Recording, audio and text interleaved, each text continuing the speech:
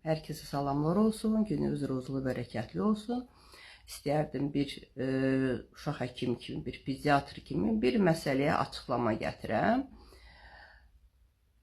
Analar bilməyərək uşaqlarını necə təhlükəyə salırlar. Sonra çox təəccüblənirlər. Mənim uşağım xəstələnəndə niyə sağalmır?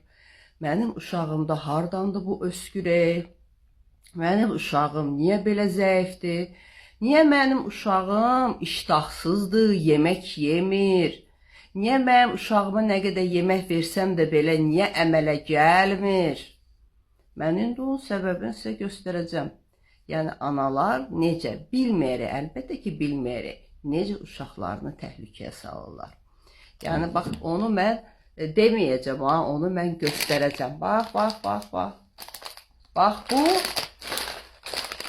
bunlarla uşağı qidalandıranda, baxın, deyəcəm, niyə bunların uşağın orqanizmə küllü miqdarda ziyanı var. Baxın, o analar deyir, birdə ziyan olmaz ki, baxın, hələ mən qazlı içkiləri, Coca-Cola, cürbəcür o soklardır, onları hələ mən demirəm, mən hələ bax bunları deyirəm.